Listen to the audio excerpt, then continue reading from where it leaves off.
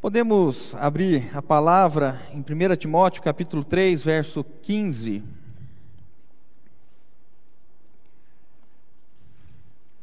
Primeira Timóteo,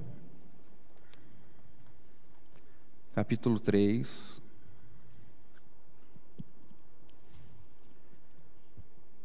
verso 15.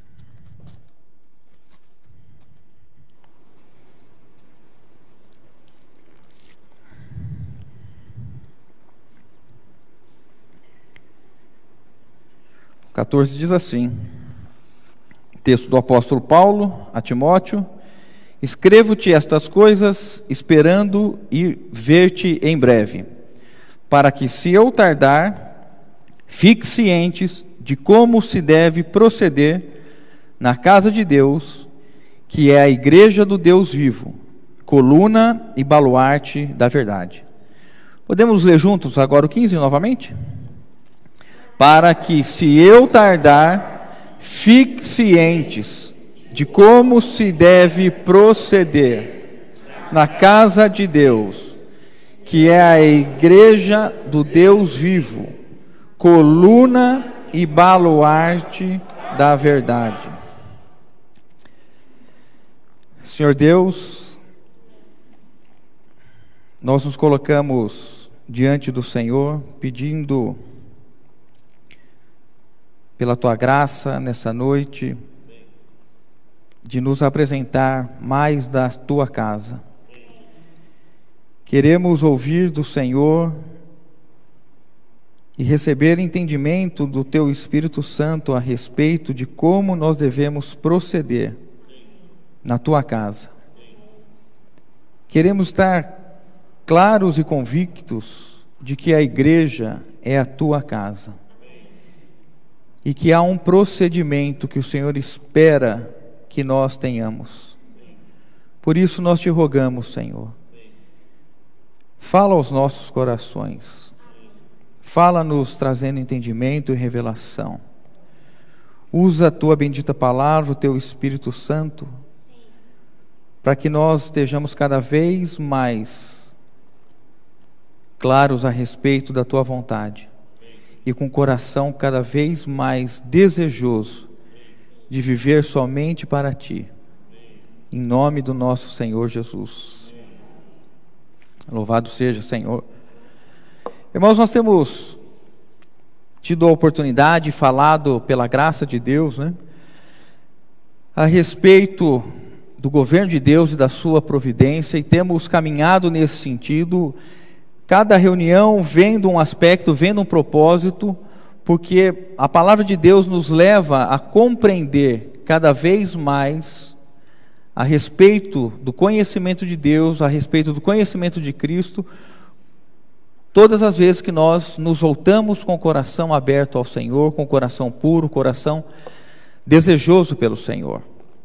E nós cremos que, por conta disso, todas as vezes, Deus sempre pode dar mais a cada um de nós, conforme o nosso coração esteja aberto ao Senhor. E é isso que nós pedimos, para que Ele possa nessa noite falar mais daquilo que está no seu coração, segundo a sua vontade.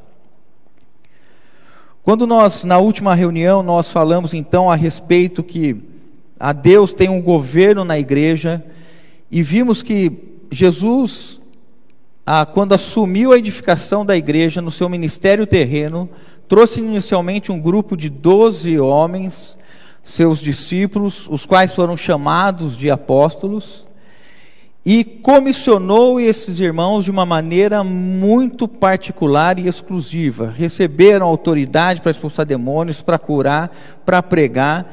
Eles foram comissionados com uma comissão única e exclusiva.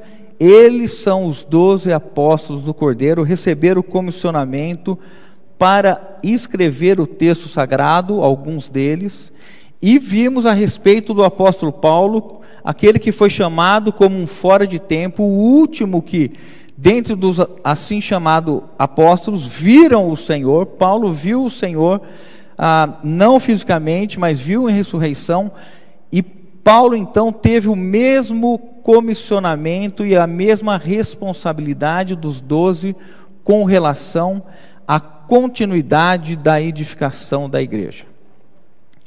E naquela reunião nós tomamos como base o texto de Efésios, capítulo 2, versículo 20. Acho importante a gente retomar para partir hoje, tendo como base esse texto, Efésios 2, 20.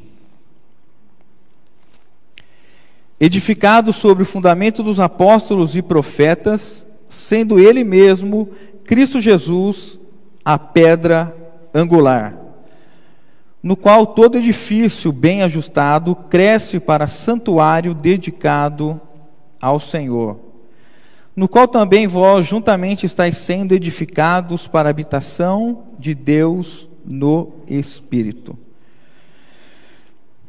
Eu vou ler mais uma vez. Edificados sobre o fundamento dos apóstolos e profetas, sendo Ele mesmo, Cristo Jesus, a pedra angular, no qual, ou seja, em Cristo, no qual todo o edifício, bem ajustado, cresce para santuário dedicado ao Senhor.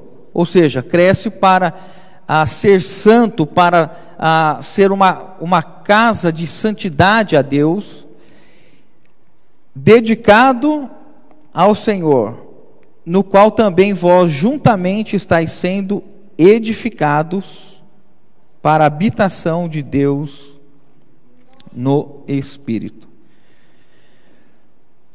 Então nós temos aqui, irmãos, nós temos aqui o fundamento, alicerce para a edificação da igreja de Cristo. Nós temos Cristo como a pedra angular, Cristo como fundamento. O apóstolo Paulo diz isso, que lançou o fundamento, que é Cristo, e cada um veja como edifica. Nesse entendimento da palavra de Deus, e dentro desse aspecto que a palavra de Deus está dando aqui para nós hoje, nós vamos falar um pouco a respeito da casa de Deus. No texto de Timóteo, Paulo tem uma preocupação. Se ele não pudesse chegar a encontrar pessoalmente com Timóteo, ele gostaria que Timóteo estivesse ciente de como proceder na casa de Deus. A partir do momento que nós tivemos um novo nascimento, irmãos, que nós fomos regenerados, nós fomos introduzidos na casa de Deus, que é a igreja. Todo filho de Deus, todo homem e mulher que creu em Jesus Cristo, se tornou habitação do Espírito Santo, ele foi introduzido na igreja, na casa de Deus. E agora nós estamos vivendo na casa de Deus, onde a vontade a ser feita e praticada é a vontade de Deus, não é a nossa. Por isso que nós vivemos um conflito muito grande, irmãos. Porque todo o nosso histórico antes da conversão não serve de nada. O que nós podemos trazer como padrão para viver na casa de Deus? Nada. O nosso velho viver, ele precisa experimentar a cruz para estar, este homem, esta mulher, estar limpo, novo, sem um histórico, aquilo que Pedro chama o fútil procedimento que ficou para trás. A casa de Deus, nós precisamos de uma nova mentalidade, um novo entendimento. Nós não vivemos e não estamos na casa de Deus buscando trazer a nossa maneira de como edificar a igreja.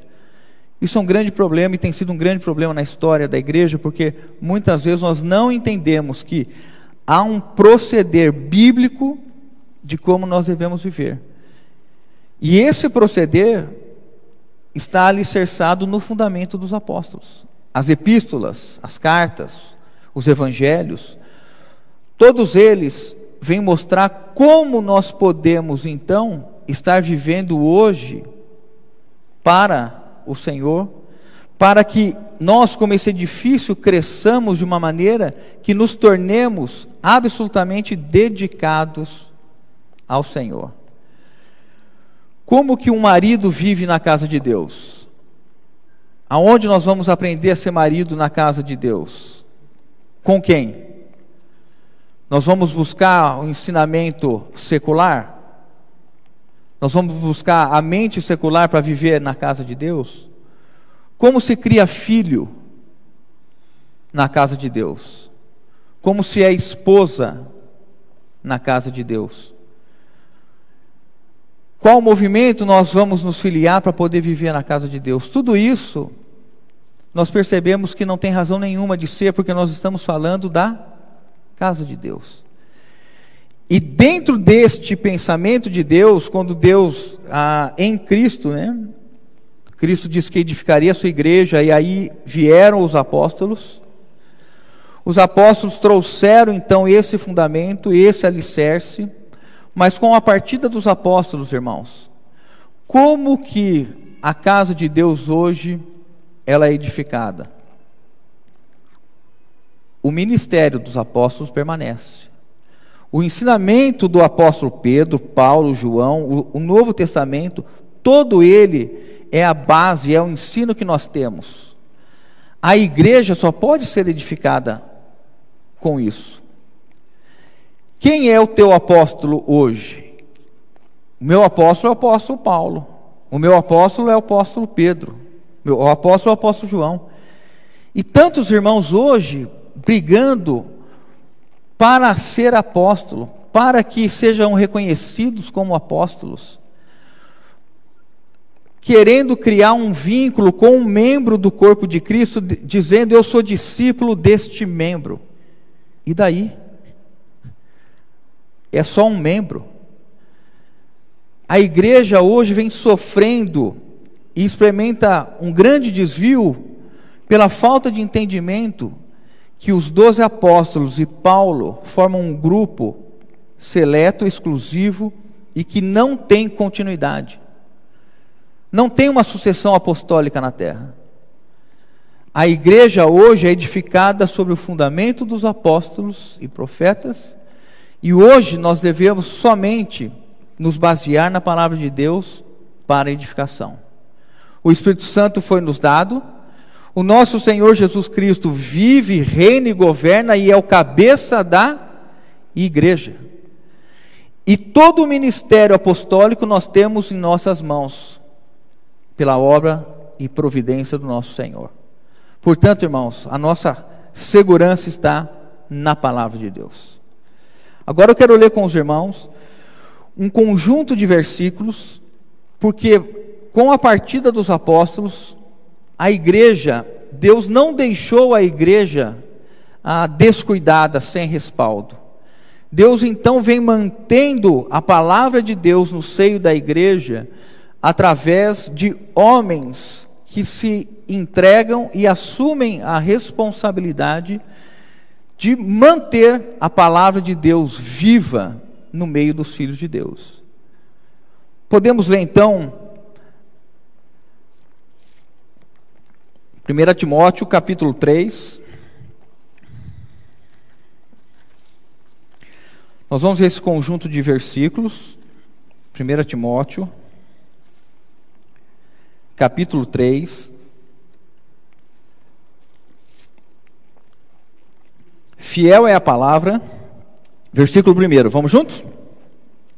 Fiel é a palavra.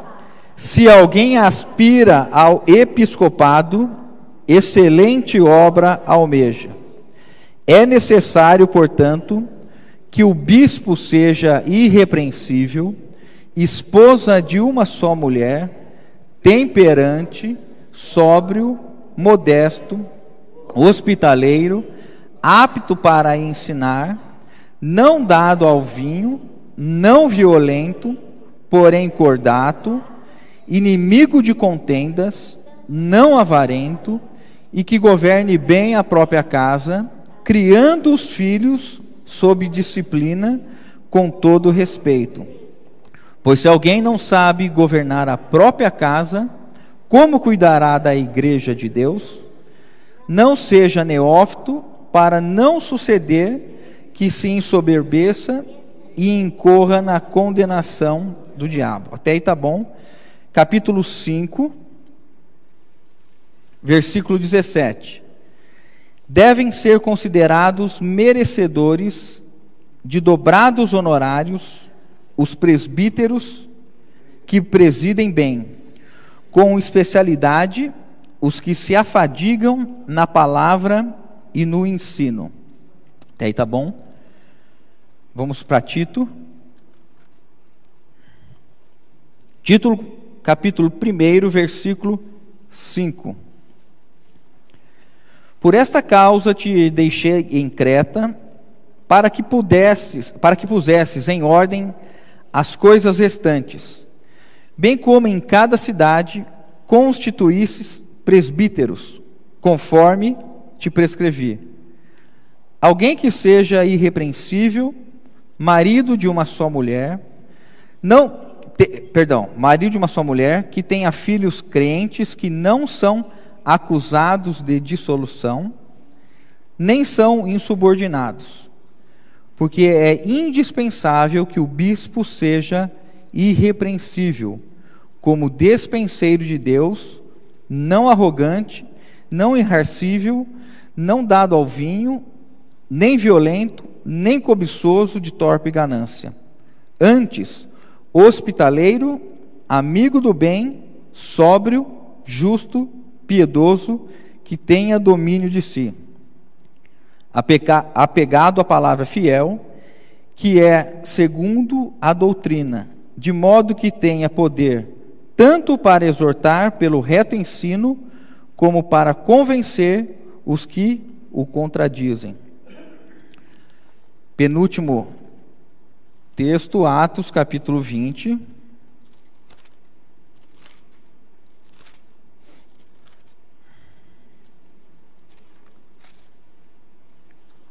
Versículo 17.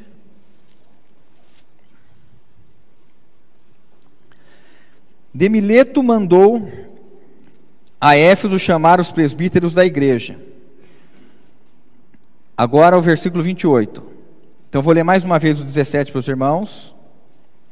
De Mileto mandou a Éfeso chamar os presbíteros da igreja. E o 28. Atendei por vós e por todo o rebanho sobre o qual o Espírito Santo vos constituiu bispos, para pastoreardes a igreja de Deus, a qual ele comprou com seu próprio sangue. Vamos ler juntos os 28, irmãos? Atendei por vós e por todo o rebanho, sobre o qual o Espírito Santo vos constituiu bispos, para pastoreardes a igreja de Deus, a qual ele comprou com o seu sangue. Com seu próprio sangue. E agora o último texto, 1 Pedro, capítulo 5. 1 Pedro, capítulo 5.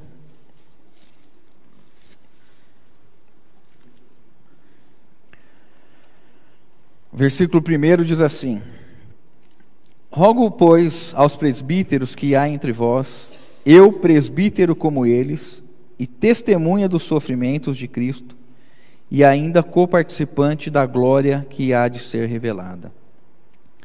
Pastoreai o rebanho de Deus que há entre vós, não por constrangimento, mas espontaneamente, como Deus quer, nem por sorte da ganância, mas de boa vontade. Nem como dominadores dos que foram confiados, antes, tornando-vos modelos do rebanho. Ora, logo que o Supremo Pastor se manifestar, recebereis a imarcessível coroa de glória. Irmãos, ao longo da história, Deus tem levantado esses homens, que a Bíblia o chama de presbítero ou bispo, para que nas assembleias possam, de maneira dedicada, manter a palavra de Deus, a sua autoridade e o encabeçamento de Cristo como a maneira que o Espírito Santo opera na edificação da igreja. Esses versículos que nós lemos aqui todos, eles falam daquilo que está no coração de Deus vou perguntar para os irmãos, somente para os presbíteros? Não. Porque o texto dado por Pedro, ele fala assim: para que vocês, presbíteros, se tornem o quê?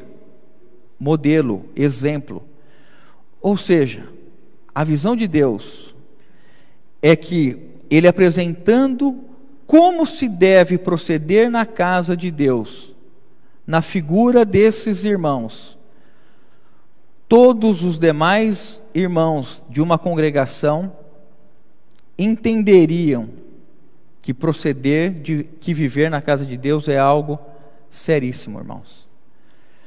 Se nós meditarmos sobre o ponto, e nós não vamos fazer isso hoje, olharmos ponto por ponto, esses versículos que foram colocados, reflita neles, irmãos. Considere diante dele se você tem vivido assim. Eu quero só destacar, dentro desse comissionamento, a esses irmãos que a Bíblia chama de presbíteros, né? A palavra presbítero no original, ela significa ancião, alguém que tem um tempo já, alguém idoso, alguém que tem experiência com o Senhor, alguém que tem caminhada, que conhece a Deus. Nas palavras do apóstolo João, ele chama esses presbíteros de pais. Lembra quando João fala assim: pais, jovens e filhinhos? Quem são os pais? João fala assim: os pais são aqueles que sabem que Deus é. Ou seja, são irmãos que têm caminhada com o Senhor e que, pela maneira que eles convivem e vivem com o Senhor há anos, eles aprenderam e estão mais íntimos, mais próximos, mais maduros espiritualmente, e servem de modelo, servem de exemplo. E tem uma comissão da parte de Deus para ajudar todos os irmãos, para que ninguém fique pelo caminho. Irmãos, Deus cuida da sua igreja. A igreja de Deus é o lugar onde Deus tem o seu zelo. A igreja está na terra há mais de 2000 anos, irmãos. E ela lutou e luta contra um adversário que odeia a igreja e que faz de tudo para matar, roubar e destruir os filhos de Deus. E a igreja, debaixo de todo tipo de ataque e perseguição, permanece até hoje. E nesse século, irmãos, nessa geração, nós somos honrados para estarmos na casa de Deus e vivermos a vontade de Deus em nossas vidas.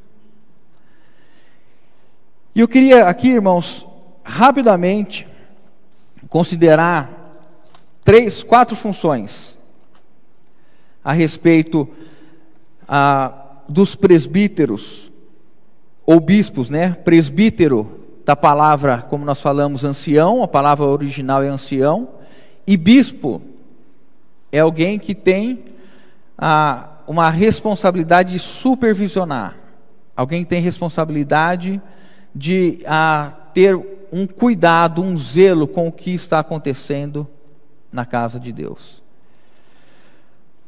Qual é o comissionamento, então, que Deus dá a esses irmãos? O primeiro, pastorear, que nós lemos no texto. O pastoreio é uma necessidade gigante, no meu entendimento hoje, na casa de Deus. Por quê? Porque o pastor, e aqui também nós estamos falando de irmãs, o pastoreio de irmãs, não estou falando aqui no aspecto de ser uma bispa, eu estou falando na função de pastoreio, tá certo? O cuidado, o zelo que nós devemos ter com cada um dos irmãos na assembleia que nós estamos congregados. Nós devemos nos sentir, irmãos, responsáveis por cada um dos irmãos. Nós devemos trazer em oração e trazer com um vínculo de proximidade cada um de nós.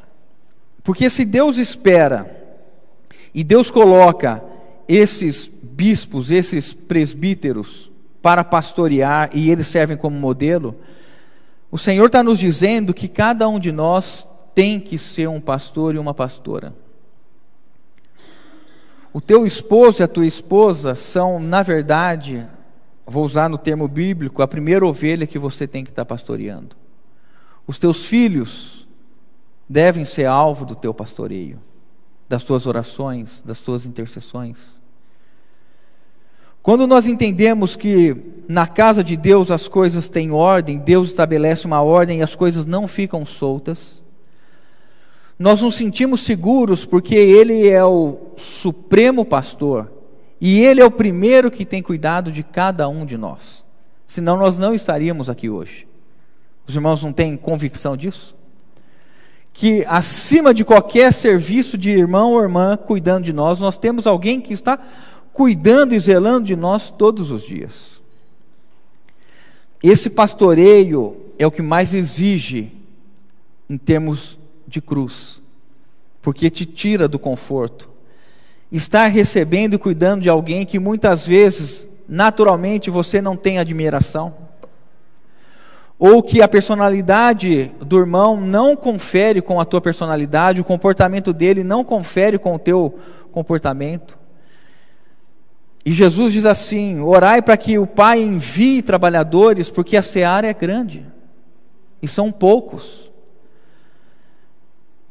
Estar rogando ao Senhor: Senhor, dá-me um coração de pastor. Nós devemos, imagino eu, irmãos, orar dessa maneira. Quanta necessidade existe no meio do povo de Deus. Olhe para nós como assembleia. Nós não carecemos do cuidado uns dos outros? Quem passou por alguma necessidade aqui, seja espiritual, emocional, psicológica essa semana, física, financeira? Quem não passou? Ninguém passou? Passamos ou não passamos? Não é reconfortante ter um irmão do seu lado intercedendo, aconselhando, apacentando, visitando? Não, o fardo não fica mais leve, irmãos? Fica. E nós precisamos então considerar: eu tenho sido um pastor nas tuas mãos, Senhor? Eu tenho considerado, às vezes nós temos as reuniões, né, em grupos menores, regionais. Nós temos tido esse pastoreio com irmãos e irmãs dessa nossa região? Ou nós só estamos nos reunindo? Reunir durante a semana, seja terça ou quarta-feira, tem uma importância, tem a relevância. No domingo ou no sábado, quando nós fazemos isso, essas reuniões. Mas, irmãos, o pastoreio não é isso somente. O pastoreio consiste num zelo e num cuidado que nós devemos ter diariamente, por alguns, aqueles que Deus certamente colocou no teu coração. Um outro aspecto que diz respeito a esse ministério, que nós lemos ali em Atos 20, Paulo fala assim, eu vou ler porque eu parei um pouquinho antes, só para os irmãos verem aqui, Atos, eu vou voltar a Atos 20. Paulo ele fala assim, 29, eu sei que depois da minha partida, entre vós penetrarão lobos vorazes que não pouparão o rebanho, e que dentre vós mesmos se levantarão homens falando coisas pervertidas para arrastar os discípulos atrás deles. 31, portanto, vigiai, lembrando-vos de que por 3 anos, noite e dia, não cessei de admoestar com lágrimas a cada um. Agora, pois, encomendo-vos ao Senhor e a palavra da sua graça, que tem poder, irmãos, atenção, para edificar-vos, para vos edificar e dar herança entre todos os que são santificados.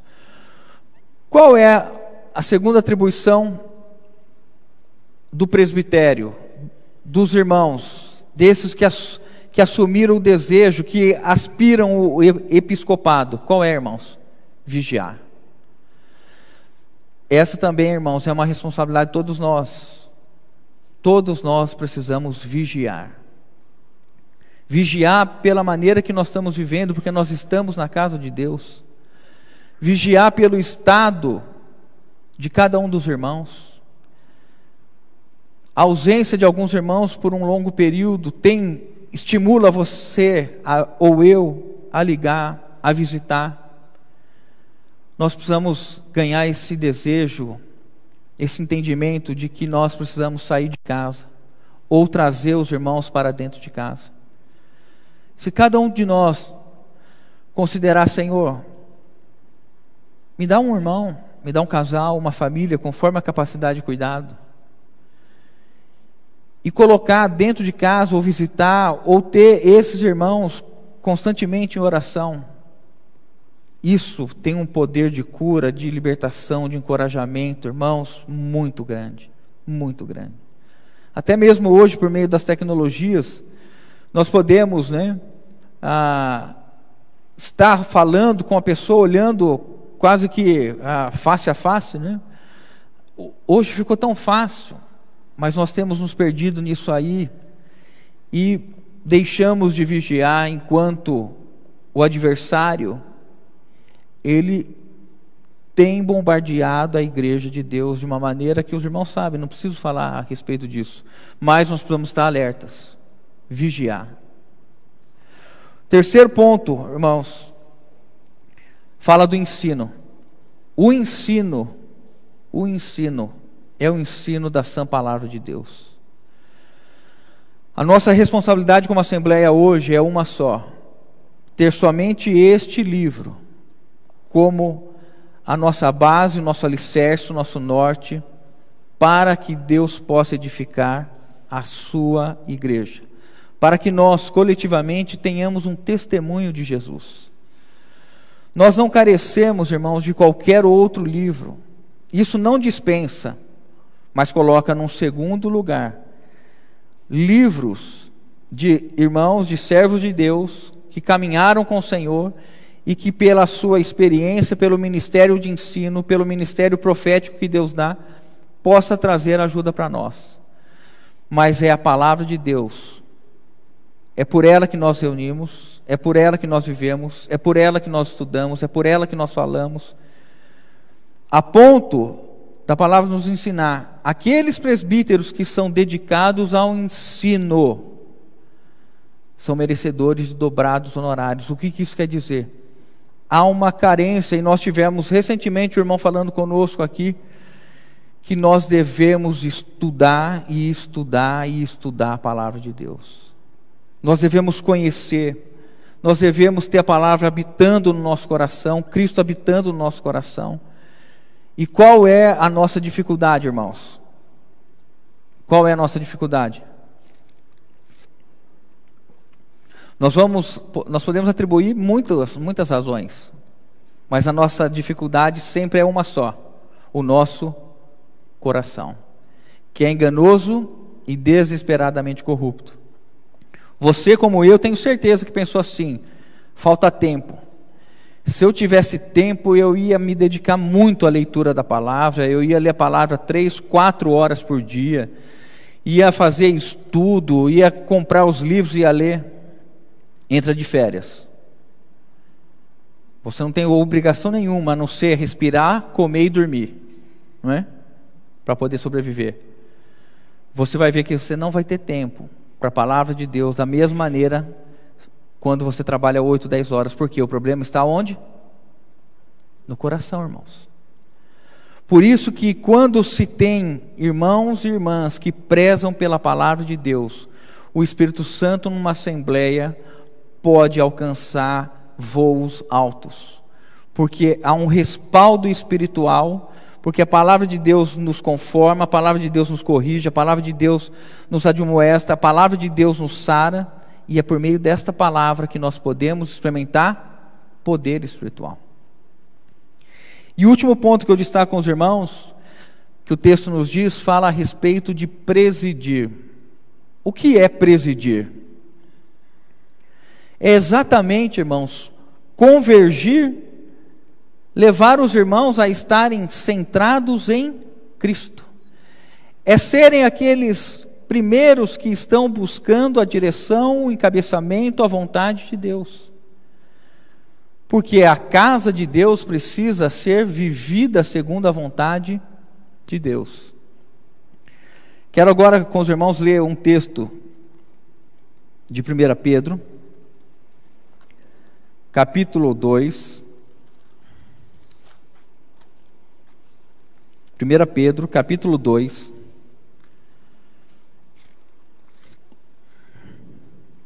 Versículo 4 e 5. Vamos juntos?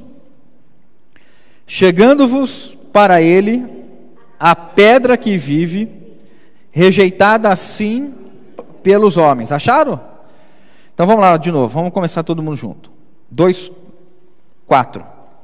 Chegando-vos para ele a pedra que vive, rejeitada assim pelos homens, mas para com Deus eleita e preciosa. Também vós mesmos, como pedras que vivem, sois edificados casa espiritual, para serdes sacerdócio santo, a fim de oferecerdes sacrifícios espirituais, agradáveis a Deus, por intermédio de Jesus Cristo. Por isso está na Escritura: eis que ponho em Sião uma pedra angular, eleita, irmãos, e preciosa, e quem nela crer, não será de modo algum envergonhado. Para vós outros, portanto, os que credes, é a preciosidade, mas para os descrentes, a pedra que os construtores rejeitaram, essa veio a ser a principal pedra angular, e pedra de tropeço e rocha de ofensa. São estes os que tropeçam na palavra, sendo desobedientes, para o que também foram postos. Até aí tá bom, irmãos. Vamos voltar mais uma vez para o versículo 5.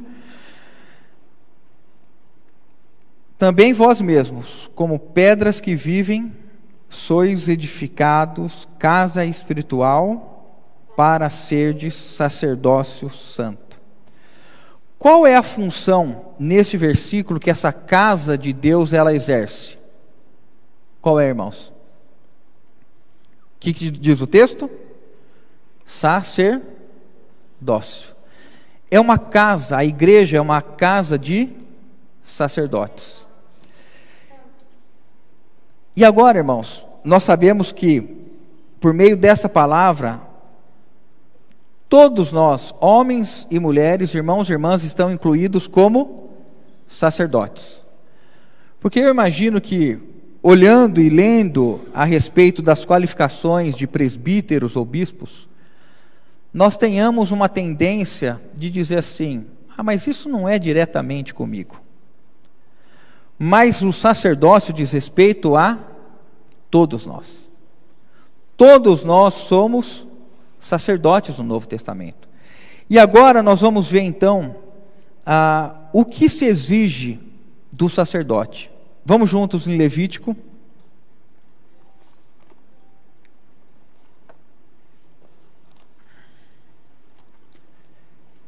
Livro de Levítico, capítulo 8.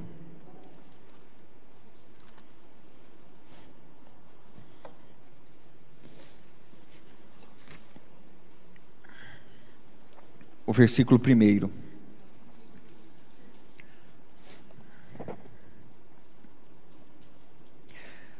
Disse mais o Senhor a Moisés. Acompanhem comigo, por favor, irmãos. Disse mais o Senhor a Moisés: toma Arão e seus filhos, e as vestes, e o óleo da unção, como também o novilho da oferta pelo pecado, e os 2 carneiros, e o cesto dos pães asmos, e ajunta toda a congregação à porta da tenda da congregação. Fez, pois, Moisés como o Senhor lhe ordenara, e a congregação se ajuntou à porta da tenda da congregação. Então disse Moisés à congregação: isto é o que o Senhor ordenou que se fizesse. E fez chegar a Arão e seus filhos, e os lavou com água. Irmãos, Que cada um de nós tenha no coração esse entendimento de que você é um sacerdote para Deus hoje na sua casa. E que nenhum de nós tenha um coração de dizer que isto não é para mim, porque isso não procede da boca de Deus. É um engano. Quando nós temos aqui esse texto do Antigo Testamento, ele fala em simbologia. É o que os irmãos chamam de tipo. Ele traz o quê? Algo que aconteceu no passado, com características a serem aproveitadas e aplicadas para nós no Novo Testamento, tá certo? Então, quando nós olharmos aqui, nós estamos falando especificamente de Arão como sumo sacerdote, e o sumo sacerdote no Novo Testamento é Cristo. Esse é o primeiro entendimento. Então, algumas coisas aqui se aplicam somente à pessoa do nosso Senhor Jesus Cristo, mas num outro aspecto, também se aplicam a nós hoje como sacerdotes que estão vivendo no Novo Testamento. Se Arão fala de Cristo, os filhos de Arão como sacerdotes, Arão o sumo sacerdote, e os seus filhos como sacerdotes, quem esses sacerdotes representam? A igreja. Então nós temos Cristo em Arão e a igreja nos sacerdotes, seus filhos. Então vamos lá. Toma Arão e seus filhos e as vestes, e o óleo da unção, como também o novilho da oferta pelo pecado, os 2 carneiros e o cesto dos pães asmos. A primeira coisa que aconteceu conosco, e deve acontecer diariamente, para que nós sirvamos o Senhor, é entendermos que nós somos tomados da velha vida, que nós fomos tomados dos velhos hábitos, que nós fomos tomados do nosso antigo proceder e fomos santificados, separados pelo Senhor para vivermos hoje para Ele. Vejam, irmãos, que o Espírito Santo ele traz essa palavra: toma Arão e seus filhos, ou seja, tira Arão do lugar onde ele estava, dos seus afazeres, os seus filhos daquilo que eles faziam, e coloca para que eles me sirvam. Esse não é o nosso chamamento, irmãos? Não foi o chamamento de Pedro? Vem e segue-me. Jesus não tomou Pedro, tirou do que ele estava fazendo e vivendo e colocou Pedro para viver diante do Senhor? Não foi isso? Irmãos, nós que estamos hoje sendo iluminados pelo Senhor para viver por Ele, nós precisamos ter isso cada vez mais forte no nosso coração, que nós somos tomados. Algo poderoso já aconteceu na sua vida. Você já foi separado pelo Espírito Santo, você foi trazido para a casa de Deus, para viver e proceder segundo a vontade de Deus. E depois que eles foram tomados, eles foram colocados diante de quem, irmãos? Claro, no primeiro momento diante do Senhor, mas no aspecto visível eles estavam diante de quem? Da congregação. Todo filho de Deus, todo irmão, toda irmã precisa estar diante de uma congregação. A nossa vida espiritual, ela atende ao serviço diante de uma congregação. Nosso chamado não é para viver no meio do mato. Nosso chamado não é para viver como ermitão. Nosso chamado é para estar em uma assembleia, servindo na casa de Deus, com os dons que nós temos, para a edificação do corpo de Cristo.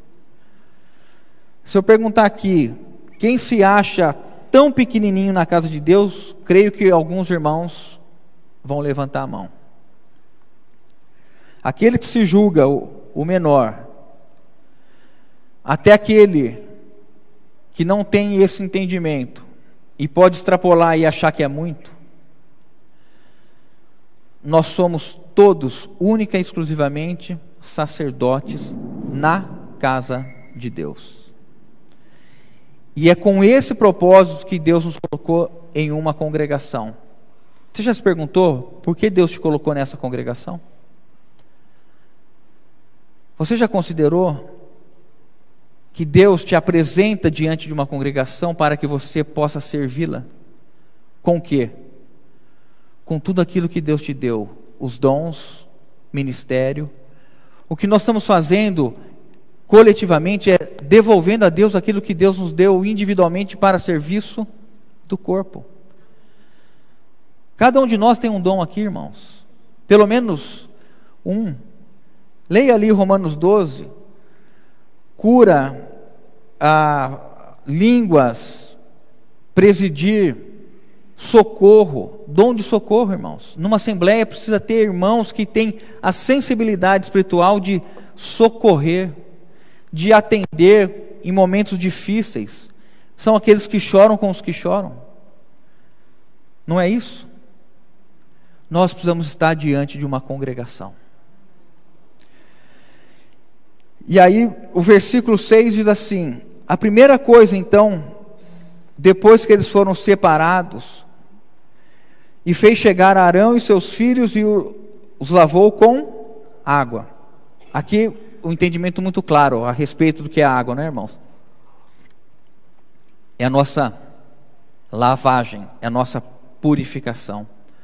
Para servir ao Senhor, irmãos, nós precisamos estar purificados. A primeira coisa que Deus faz quando nos separa e nos coloca como consagrados é nos dar a sua palavra para nos lavar. É o texto de Efésios capítulo 5: e sois lavados pela palavra de Deus. Irmãos, nós não podemos estar na casa de Deus sem a palavra de Deus estar habitando em nós. Nós não podemos servir ao Senhor sem ser purificado pela palavra de Deus. E nós crescemos num contexto de um país em que o aspecto religioso é identificado por ritos. Se você tem os ritos, você é aceito pelo padrão religioso e está tudo bem. Se você frequenta isso, aquilo, e faz o que todo mundo dentro daquele grupo religioso faz, não tem problema nenhum. Nós sabemos que o serviço na casa de Deus é santo e sagrado, e que nós não podemos fazer com impurezas. Por isso nosso relacionamento com os irmãos precisa ser puro. Não há menor possibilidade de estar diante de uma congregação com coração impuro, com ambição, desejo próprio. Há pessoas que se infiltram no meio dos irmãos para tirar benefício. Normalmente se enxerga numa assembleia cristã oportunidade de conseguir benefício financeiro, de conseguir vantagem, favores. Irmãos, há coisas que nós não podemos pedir para os irmãos, porque isso não é puro diante de Deus. O teu coração não é puro. O que você quer é se valer da situação daquele irmão. A casa de Deus, ela é sagrada, é santa, e todos os que estão na casa precisam estar lavados, purificados, renovados pela palavra de Deus. Por isso que a casa de Deus, a vontade de Deus é feita somente na casa de Deus. E não que a casa de Deus se restrinja somente a nós, mas a todo o corpo de Cristo em toda a terra. E você precisa saber se o seu coração está puro. Se o meu coração está puro, se o teu relacionamento com a tua esposa, com o teu esposo, com teus filhos, com os irmãos, com as pessoas do seu trabalho, partem de um coração puro que foi lavado, purificado pela palavra de Deus. Sorriso no rosto e um coração desejando mal, ambicionando vaga, oportunidade de trabalho, desejando casa, carro. Não na casa de Deus, irmãos. Isso é a velha maneira. A casa de Deus, nós estamos agora debaixo da purificação, debaixo da santidade. E aí ele segue dizendo: vestiu Arão da túnica, cingiu com cinto e pôs sobre ele a sobrepeliz, que seria um manto, né, que seria mais uma pele dentro dessa vestimenta, né? Então tinha a primeira roupa, a primeira túnica, e aí tinha a sobrepeliz, E também sobre ele a estola sacerdotal, e o cingiu com cinto de obra esmerada na estola sacerdotal e ajustou com ele. Depois lhe colocou o peitoral, pondo no peitoral urim e tumim, e lhe pôs a mitra na cabeça, e na mitra, que seria o turbante, tá, irmãos? Na sua parte dianteira pôs a lâmina de ouro, a coroa sagrada, como o Senhor ordenara a Moisés. Então Moisés tomou o óleo da unção e ungiu o tabernáculo e tudo o que nele havia, e o consagrou. E dele aspergiu 7 vezes sobre o altar, e ungiu o altar e todos os seus utensílios, como também a bacia e o suporte e o seu suporte, para os consagrar.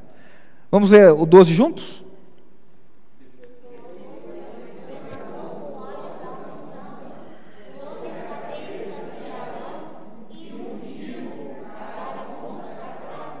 Amém. Também Moisés fez chegar os filhos de Arão e vestiu-lhes com as túnicas, e os cingiu com o cinto, e atou-lhes as tiras, tiaras, o que eu disse? Tiaras, né? Como o Senhor lhe ordenara. Aí nós temos algumas ofertas de animais. Vamos ler agora, irmãos, o 22. Então fez chegar o outro carneiro, o carneiro da consagração, e Arão e seus filhos puseram as mãos sobre a cabeça do carneiro. E Moisés o imolou e tomou do seu sangue, e pôs sobre a ponta da orelha direita de Arão, e sobre o polegar direito e sobre o polegar da sua mão direita, e sobre o polegar do seu pé direito. Também fez chegar os filhos de Arão, pôs daquele sangue sobre a ponta da orelha direita deles, e sobre o polegar da sua mão direita, e sobre o polegar do pé direito, e aspergiu Moisés o resto do sangue sobre o altar em redor. Agora o 30, irmãos. E aí nós vamos meditar um pouco nesses versículos. O 30.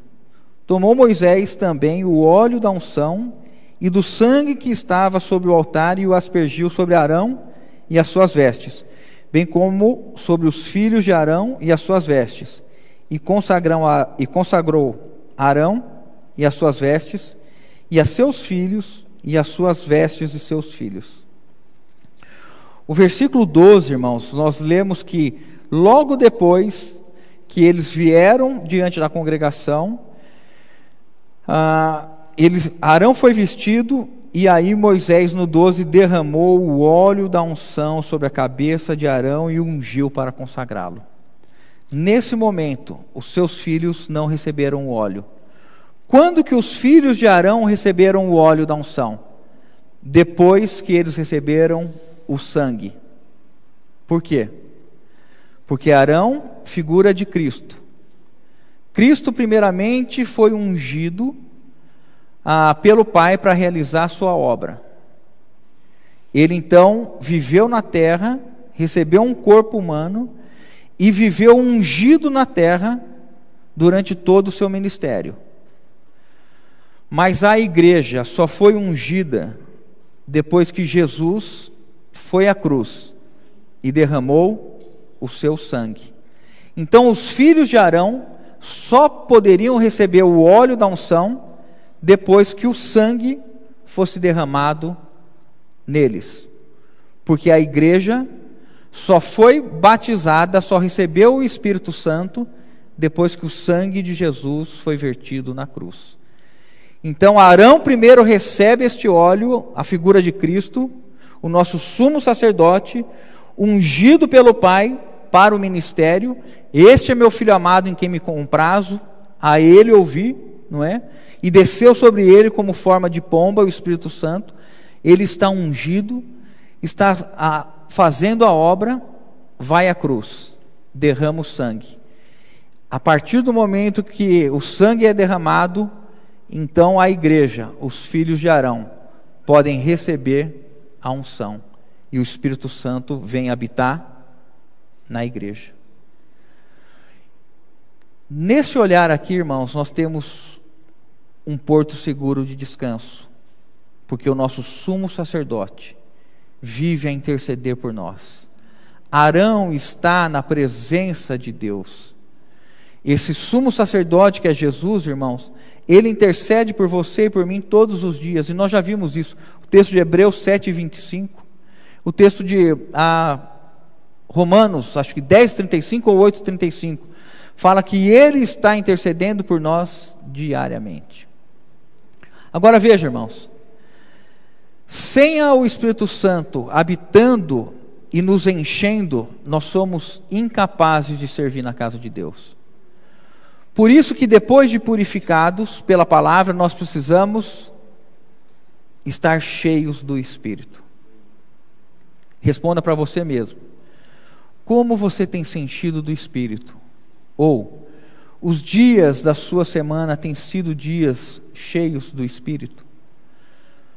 Nós temos entendido que nós estamos dentro de uma comissão e um chamado na casa de Deus, e que este propósito de Deus só ocorre em nossas vidas à medida que nós respondemos, à medida que nós somos obedientes.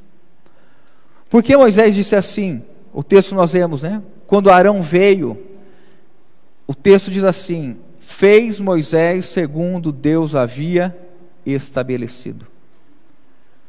Porque é somente quando nós obedecemos a palavra de Deus é que Deus encontra aqueles que são consagrados a Ele. Se nós fizermos o oba-oba pela palavra, mas não estivermos vivendo uma vida consagrada, sabe o que acontece, irmãos? Nós nos enganamos a nós mesmos. E naquele dia que estivermos diante do reto juiz, nós devemos nos lembrar: a quem muito foi dado, muito será cobrado. A quem pouco foi dado, pouco será cobrado. O Senhor tem se mostrado e tem falado e tem dado a palavra para que nós tenhamos um coração imediato de submissão, de entrega e de oração. Alguns dias atrás, junto com o irmão, nós estávamos numa comunhão íntima e oramos nesse sentido, pedindo que o Senhor pudesse tirar de nossas mãos tudo aquilo que tem nos ocupado e libertar o nosso coração para servi-lo. E confesso para os irmãos que orei receoso e orei pedindo ao Senhor: Senhor, me dá graça, porque sozinho eu sei que não sou capaz de suportar o trabalhar do Senhor. Mas, irmãos, se nós entendemos que a vontade de Deus é boa, perfeita e agradável, nós não vamos temer nos entregar ao Senhor. Por quê? Porque a consagração, na verdade, e nós vamos terminar lendo aqui a respeito disso, a consagração tira aquilo que não é do agrado de Deus e enche a nossa mão com o próprio serviço a Deus. Os sacerdotes passariam a estar ocupados exclusivamente servindo ao Senhor. Por isso que eu quero chamar a atenção dos irmãos aqui para o versículo 22 e 23 e o 24, do capítulo 8 mesmo. Aqui fala que o sangue de qual carneiro foi derramado sobre Arão e seus filhos. Olha o 22. Então fez chegar o outro carneiro, o carneiro da consagração. Aqui nos é apresentado então o caminho da consagração, irmãos.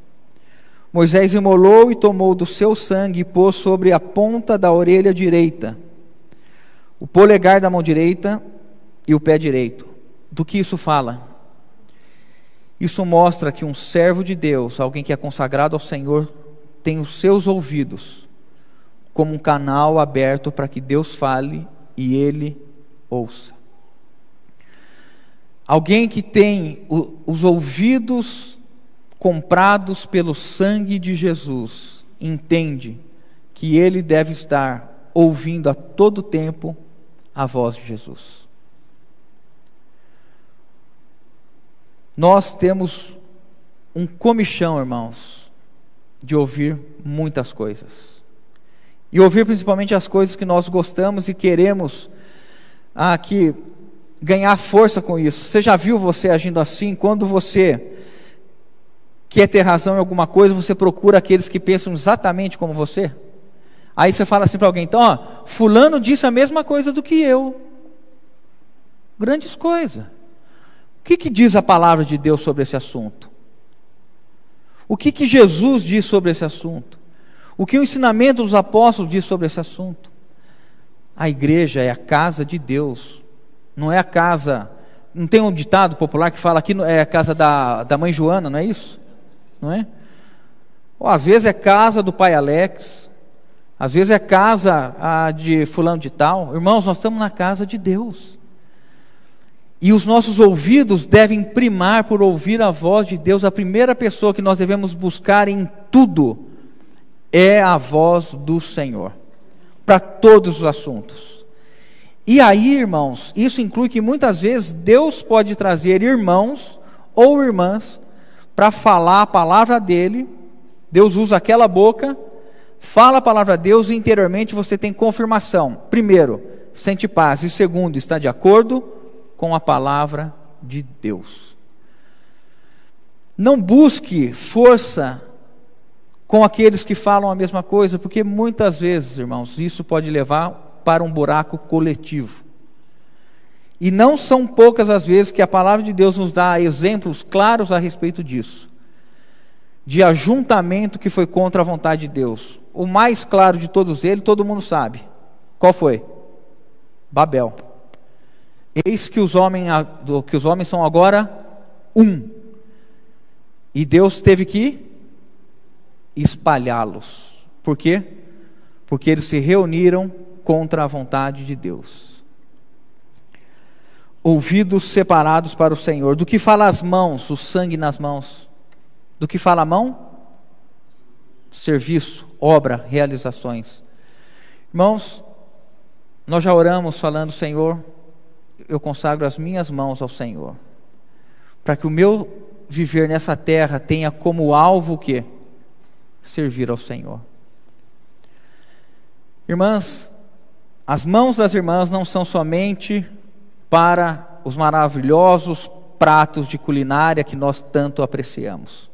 Isso não quer dizer que não devem continuar, não é? Mas as nossas mãos devem em tudo servir e honrar ao Senhor. Há um sacerdócio silencioso que se manifesta no seu serviço secular, no serviço dentro de casa, no serviço para pessoas que não estão na casa de Deus. Esse sacerdócio, ele manifesta o quê? O ensinamento de Jesus sendo obedecido por nós. Quando a palavra nos ensina a tratarmos patrão, tratar com funcionário, funcionário como patrão, não tem ensinamento na palavra sobre isso? Tem. Nós às vezes não entendemos isso como ministério, nós não entendemos isso como sacerdócio, nós entendemos que nós estamos gastando um tempo ali, mas a palavra diz assim: se você, no escrito bíblico, né, que nós devemos trazer hoje, se você é patrão, você não deve provocar a ira ao seu funcionário, deve tratá-lo com respeito. E se você tem um patrão, você deve honrá-lo. Não é isso, irmãos? Quando você está no seu trabalho, você está exercendo um sacerdócio, se você estiver acatando a palavra de Deus. Em casa, qual é o meu sacerdócio dentro de casa? Ou no relacionamento? Amar a Aline como Cristo amou a igreja. Tem alcançado isso? Evidentemente que não, irmãos. Vou largar? Vou abandonar? Claro que não. Nós não somos daqueles que retrocedem. Para cada erro, para cada falha, há um tempo de maturação diante do Senhor. Às vezes é difícil pedir um perdão, às vezes é difícil reconhecer o erro.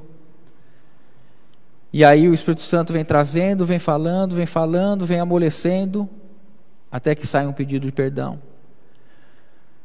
Os maridos devem amar as suas esposas como Cristo amou a igreja, isso é um sacerdócio. Como que as irmãs exercem o sacerdócio, aquelas que são casadas? Se submetendo aos seus maridos, entendendo a autoridade e o governo de Deus, que Deus estabeleceu daquela maneira, o marido sobre o cabeça, sendo cabeça da mulher. A palavra final para todas as coisas na sua casa tem que ser do seu marido. É assim que Deus estabeleceu. A igreja, a mulher deve se sujeitar ao seu marido como a igreja se sujeita a Cristo. Isso é sacerdócio.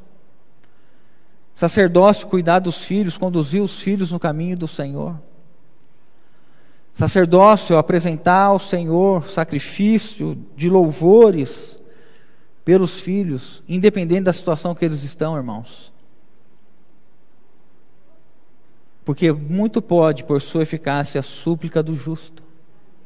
Se teu filho está afastado, está distante, não conhece o Senhor, tome as promessas da palavra de Deus, creia. As promessas nos diferenciam, quando nós cremos, dos incrédulos. Ficar ansioso, agitado pelo trabalho, olhai os pássaros que não plantam, não colhem, não plantam, não ceifam, né? Mas não lhes falta alimento. Tanto desespero, irmãos, da nossa parte pelo trabalho. Anos da nossa vida colocado no trabalho, energia, desgaste, imaginando que o sustento vem do trabalho, enquanto a palavra diz que aos seus amados Deus dá enquanto dormem. O nosso sacerdócio, ele está em todas as fases e etapas da nossa vida. Honre a casa de Deus, colocando o trabalho debaixo dos teus pés. Manifeste o governo de Deus, sabendo que Deus dá aquilo que nós necessitamos. Nós não precisamos enriquecer nessa vida, irmãos. Se Deus permitir alguém enriquecer, agradeça a Deus. Não coloque a sua esperança na instabilidade das riquezas. Não é isso? Quantos impérios nós já vimos ruir? Quantos? E a gente imaginando que nós somos insubstituíveis no trabalho. Enquanto você está rendendo, né? Porque o dia que não estiver mais rendendo, passa ali no RH, alguém vai conversar com você. Obrigado pelo tempo que você teve aqui. Mas o nosso serviço na casa de Deus, irmãos, ele é eterno, e nós serviremos o Senhor eternamente. E termino agora, irmãos, com isso aqui, ó, Levítico 8, 33. Então Moisés ungiu. Eu não falei dos pés, não posso terminar sem falar dos pés. Os pés falam de caminhar. Os pés sempre falam da direção que nós tomamos em nossa vida. Se nós temos o nosso pé marcado pelo sangue de Jesus, o caminho que nós tomamos sempre é o caminho de Jesus, em tudo. Jesus é o alfa e o ômega em nossa vida. Jesus é o alfa e o ômega em cada etapa da nossa vida. Ele é o início, o meio e o fim, irmãos. O caminho que nós tomamos é sempre o caminho da palavra de Deus. Luz para os meus pés e lâmpada para os meus caminhos são a tua palavra. Jesus disse: eu sou o caminho. Se nós entendemos que nós somos consagrados, irmã, você é alguém que está no sacerdócio real hoje, no Novo Testamento, você está na casa de Deus, os seus pés são santos. Irmão, o seu pé é santo, o caminho nosso é somente o caminho do Senhor.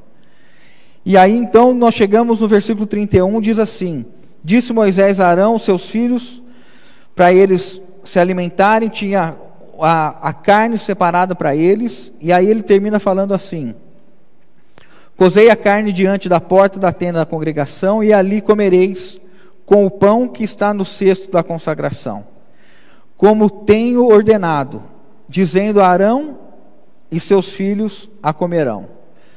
Mas o que restar da carne do pão queimareis, também da porta da tenda da congregação não saireis por 7 dias, até ao dia em que se cumprirem os dias da vossa consagração, porquanto 7 dias o Senhor vos consagrará. 34, vamos juntos para terminar? Peraí que vocês não me esperaram, vamos lá. Como se fez neste dia, assim o Senhor ordenou se fizesse em expiação por vós. Ficareis, pois, à porta da tenda da congregação. Quando, irmãos? Dia e noite, por 7 dias, e observareis as prescrições do Senhor, para que, porque assim me foi ordenado, e Arão e seus filhos, vamos juntos agora bem fortes.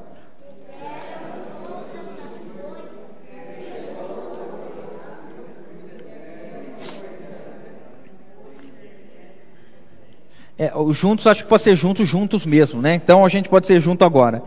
E Arão e seus filhos fizeram todas as coisas que o Senhor ordenara por intermédio de Moisés. Rapidamente, 7 dias, indicação de um período completo. Um período que tem, aos olhos de Deus, esse entendimento. O número 7 sempre fala de completude. Sempre fala das realizações de Deus em um período. O que isso aqui se refere para nós, irmãos? Qual é o tempo da nossa consagração? 7 dias. 7 dias significa o quê? Toda a nossa vida. Toda a nossa vida.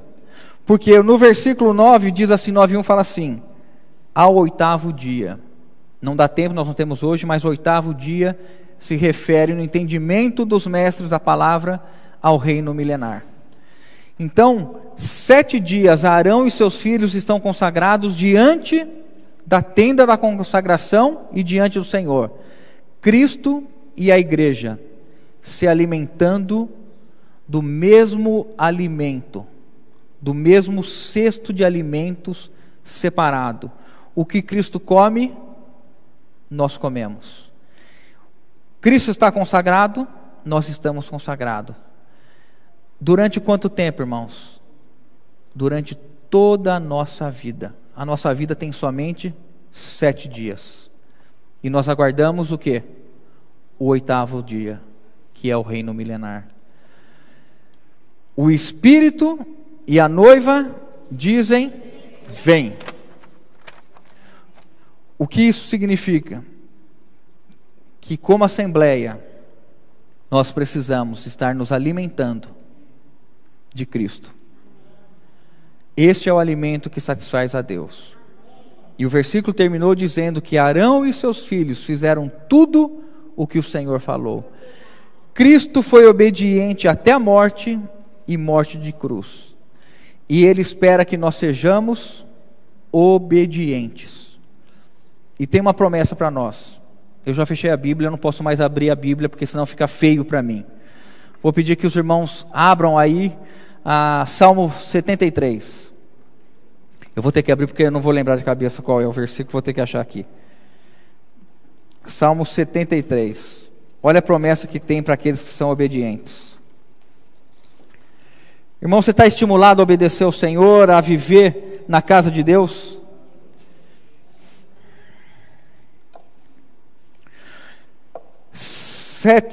Salmo 73, versículo 24. Tu me guiarás com o teu conselho. Tu me guiarás, me guias com o teu conselho. Conselho é o sentido de palavra, mandamento. Tu me guias com o teu conselho, a tua palavra, o teu mandamento. E depois, se Deus dá uma palavra, você obedece a palavra, qual é o resultado? É aceitação, é a glória, é estar sendo recebido por Deus. O que Deus espera de nós como assembleia, irmãos, é um grupo de irmãos inteiramente consagrados na sua casa, com um sacerdócio claro de que a nossa vida está em ouvir o Senhor, em servir o Senhor e andar do Senhor. Louvado seja o Senhor. Podemos orar?